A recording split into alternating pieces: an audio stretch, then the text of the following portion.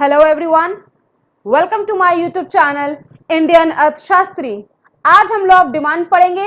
Well guys, आप अपनी daily life में भी नॉर्मली ऑब्जर्व करते होंगे कि जब किसी पर्टिकुलर कमोडिटी का प्राइस घटता है तो हम ज्यादा से ज्यादा यूनिट्स खरीदते हैं। इसी तरीके से अगर उसी पर्टिकुलर कमोडिटी का प्राइस बढ़ जाए तो हम कम से कम यूनिट्स खरीदते हैं। तो ये जो हम कंज्यूमर्स का बिहेवियर है, इसे हम इकोनॉमिक्स में लॉ ऑफ डिमांड कहते हैं। So let's see what is law of demand in economics. See, the law states that keeping other factors constant, as the price of a product increases, quantity demanded falls. Likewise, as the price of a product decreases, quantity demanded increases. See guys, यहाँ पे कुछ keywords हैं जो कि highlighted है in red and blue. ये keywords बहुत important है आपके आंसर्स के लिए। अगर आपको डेफिनेशन लर्न करने में प्रॉब्लम होती है तो आप आंसर्स को अपने वर्ड्स में लिख करके इन कीवर्ड्स को मेंशन करेंगे तो आपको फुल मार्क्स स्कोर होंगे। So please focus on these keywords. Now back to definition of law of demand.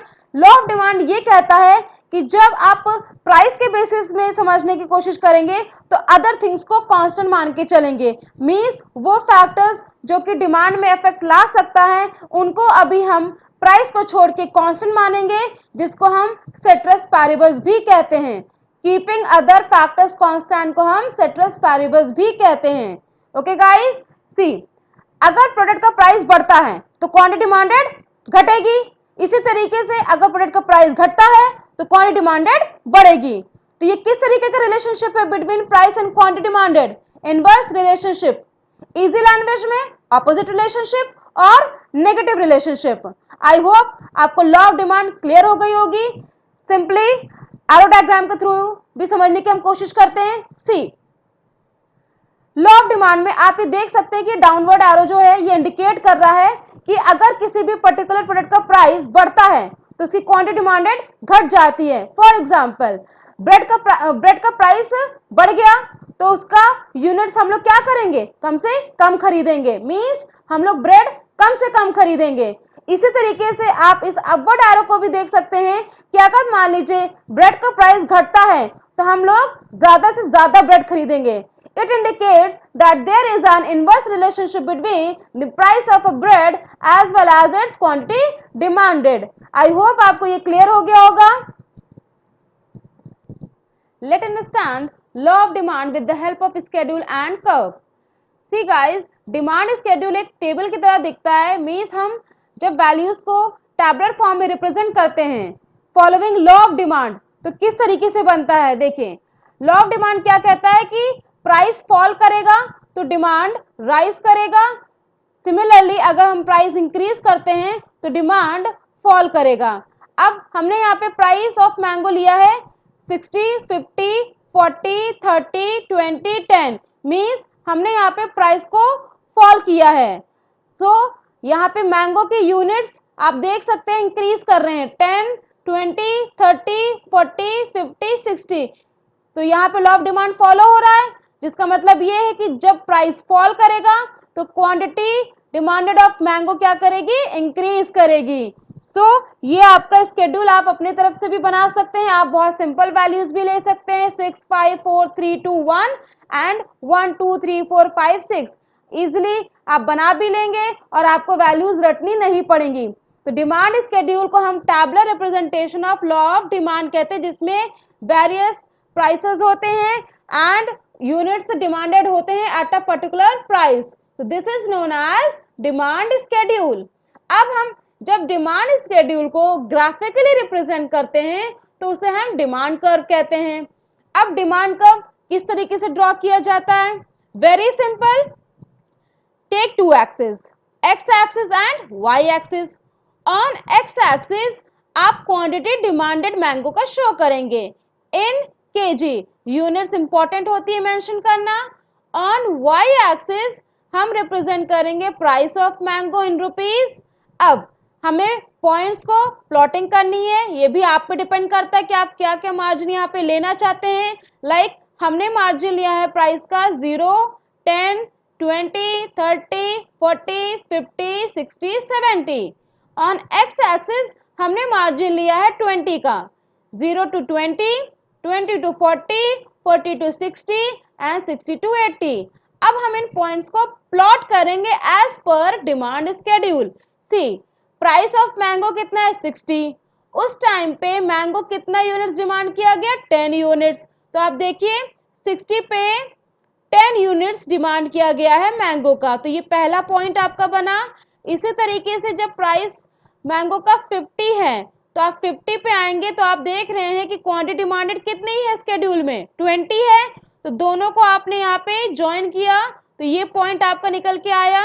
इसी तरीके से फिर आपका प्राइस फॉल होकर के 40 हो गया, तो आप देख सकते हैं कि यूनिट्स ऑफ मैंगो इंक्रीज कर गई, दैट इज 30। तो आप यहाँ पे देखिए 20 और 40 के बीच में 30 आ रहा है, तो 30 आपकी यूनिट्स डिमांड की गई है at a price of ₹40। Similarly जब प्राइस आपका फॉल कर गया फ्रॉम 40 to 30 तो डिमांड इंक्रीज हो गई फ्रॉम 30 to 40, मीन्स आपका 40 यूनिट्स ऑफ डिमांड किया गया है मैंगो का एट ₹30। तो ये आपका फोर्थ पॉइंट निकल के आया।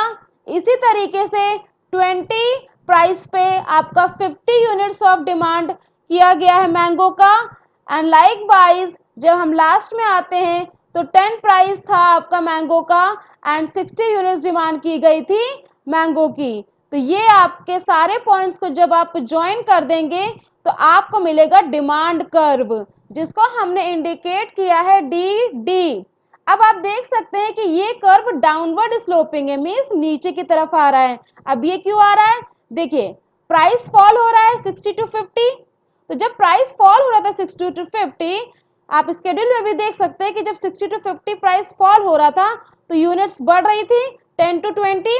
Now come on graph 60 to 50 जब आपका प्राइस फॉल हुआ तो यहाँ पे डिमांड 10 to 20 बढ़ी, मीन्स एक्स एक्सिस में आगे की तरफ बढ़ रहा है यूनिट्स ऑफ मैंगो। इसी तरीके से जब 50 to 40 प्राइस फॉल हो रहा है तो वहां पे आप देख सकते हैं कि 20 to 30 units of mango demand हो रही है, मीन्स आगे की तरफ बढ़ रहा है on x axis.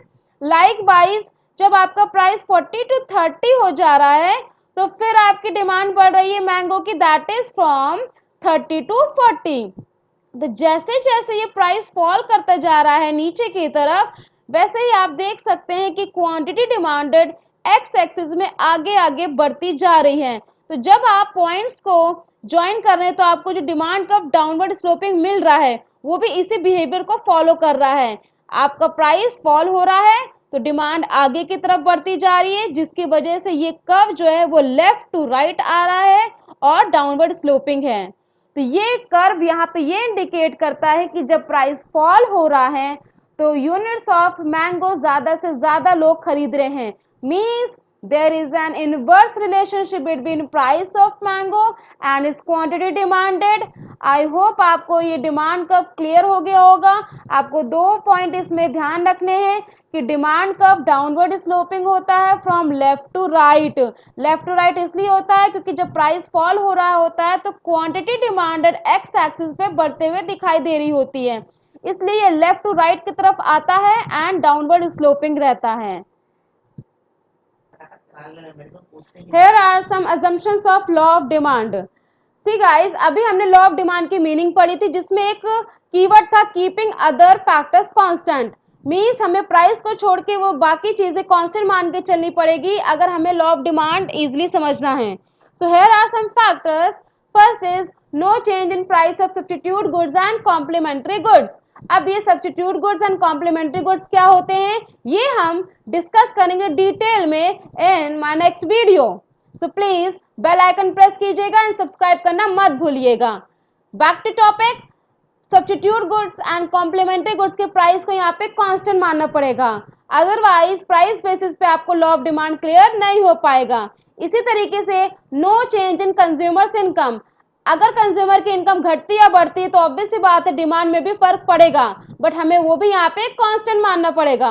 No future expectations of change in price, अगर फ्यूचर में प्राइस चेंज हो रहा है तो ऑब्वियसली करंट डिमांड में फर्क आएगा, बट हमें वो भी यहाँ पे कांस्टेंट मानना पड़ेगा। Taste and preferences of consumer remain the same, आपकी जो भी हैबिट्स है या कोई भी पर्टिकुलर प्रोडक्ट ट्रेंड में चल रहा है वो भी हमें यहाँ पे कांस्टेंट मानना पड़ेगा। सो गाइज इन अजम्पशंस को आप फॉलो करेंगे तो law of demand price factor के बेसिस में क्लियर हो पाएगा। हियर आर सम की पॉइंट्स जिसको आपको फोकस करना है, इसके बेसिस पे अगर केस स्टडी आती है तो आप इजीली सॉल्व कर पाएंगे। फर्स्ट की पॉइंट इज इनवर्स रिलेशनशिप। ये बहुत इजी है। Law of demand inverse relationship के ही बारे में बात करता है। Keeping other factors constant means price fall करेगा तो डिमांड राइज करेगी, अगर प्राइस राइज करेगा तो डिमांड फॉल करेगी। तो यहाँ पे आपको ये बात ध्यान रखनी है कि अदर फैक्टर्स को जब कांस्टेंट मानेंगे तो प्राइस बेसिस में आप जब डिमांड को समझेंगे तो उनके बीच में इनवर्स रिलेशनशिप होता है। सिमिलरली जब हम क्वालिटेटिव नॉट क्वांटिटेटिव की बात करते हैं तो हमारा लॉ ऑफ डिमांड क्वालिटेटिव है, क्वांटिटेटिव नहीं। सी क्वालिटेटिव मतलब यहाँ पे ये है कि लॉ ऑफ डिमांड डायरेक्शन बताता है। डायरेक्शन किस तरीके का, प्राइस चेंज होगा तो डिमांड भी चेंज होगी। मींस प्राइस फॉल करेगा तो डिमांड राइज करेगी और प्राइस राइज करेगा तो डिमांड फॉल करेगी। तो ये बिहेवियर बताता है। क्वांटिटेटिव यहाँ पे क्या हुआ, क्वांटिटेटिव का मतलब होता है जब हम नंबर्स में बात करते हैं, मैग्नीट्यूड में बात करते हैं और भी कैसे अमाउंट में बात करते हैं। तो यहाँ पे अगर प्राइस चेंज हो रहा है तो उसने ये नहीं बोला कि आपका जो क्वांटिटी डिमांडेड है उसका कितना अमाउंट चेंज हो रहा है। मींस सपोज पेप्सी का प्राइस बढ़ जाता है 10 से 12 रुपए हो जाता है, तो यहाँ पे इन्होंने बोला लॉ ऑफ डिमांड के अकॉर्डिंग कि पेप्सी का डिमांड फॉल हो जाएगा। बट यहाँ पे ये मेंशन नहीं कर रहा है कि पेप्सी का डिमांड कितने अमाउंट से फॉल होगा। That is why law of demand qualitative in nature होता है। मींस वो डायरेक्शन ऑफ चेंज बताएगा कि अगर प्राइस फॉल करेगा तो डिमांड कैसे बिहेव करेगी, बट मैग्नीट्यूड नहीं बताएगा। Means amount of quantity demanded नहीं बताएगा कि प्राइस अगर फॉल कर रहा है इतने से तो अमाउंट इतने से राइज करेगा। तो ये ध्यान रखिएगा कि डिमांड हमारा जहाँ पे होगा वो क्वालिटेटिव इन नेचर होगा। नाउ नो प्रोपोर्शनल और इक्विवेलेंट रिलेशनशिप, इसका मतलब यहाँ पे ये होगा कि आपका जो लॉ ऑफ डिमांड ये कहता है कि प्राइस जब चेंज हो रहा है तो जब प्राइस चेंज होगा तो suppose price rise by 10%, that does not mean कि क्वांटिटी डिमांडेड भी फॉल करेगी बाय 10%। फॉल करेगी किसी भी परसेंट से कर सकती है, 8% से कर सकती है, 9% से कर सकती है, but that does not mean कि आप यहाँ पे ये कहेंगे कि नहीं प्राइस आपका राइज करा था 10% से लेकिन क्वांटिटी डिमांडेड भी फॉल कर गई 10% से। ये चीज यहाँ पे नहीं होती लॉ ऑफ डिमांड में। फॉल होगा, क्वांटिटी डिमांडेड आपका राइज होगा लेकिन एग्जैक्ट प्रोपोर्शन नहीं होगा। मींस इक्वल रेशियो में कभी भी प्राइस और क्वांटिटी डिमांडेड बिहेव नहीं करते हैं। Last aspect if we talk about, यहाँ पे उन्होंने बोला है कि लॉ ऑफ डिमांड एक तरफा बात करता है। Means effect of change in price on quantity demanded, जब प्राइस चेंज होगा तो क्वांटिटी डिमांडेड चेंज होगी, बट ये नहीं कहता है कि अगर क्वांटिटी डिमांडेड चेंज हो रही है तो प्राइस चेंज होगा। मींस हमेशा प्राइस को इंडिपेंडेंट वेरिएबल की तरह लेके चलता है। प्राइस के ऊपर डिपेंडेंट है क्वांटिटी डिमांडेड, क्वांटिटी डिमांडेड पे प्राइस नहीं डिपेंड है। आई होप आपको क्लियर हो गया होगा कि अगर प्राइस फॉल हो रहा होगा तो क्वांटिटी डिमांडेड रिएक्ट करेगी as per the price basis. Means quantity demanded price factor पर डिपेंडेंट है। ओके, आई होप आपको लॉ ऑफ डिमांड क्लियर हो गया होगा। लॉ ऑफ डिमांड की हमने मीनिंग डिस्कस की, डिमांड स्केड्यूल, डिमांड कर्व हमने क्लियर किया। इसमें कुछ फैक्टर्स को कांस्टेंट माना गया था। हम अगर उन फैक्टर्स में चेंज लाते हैं तो क्या लॉ ऑफ डिमांड में फर्क पड़ेगा, क्या डिमांड कर्व में हमारे फर्क पड़ेगा, वो हम डिटेल में डिस्कस करेंगे अपने नेक्स्ट वीडियो में। Thank you guys, like share and subscribe करना मत भूलिएगा।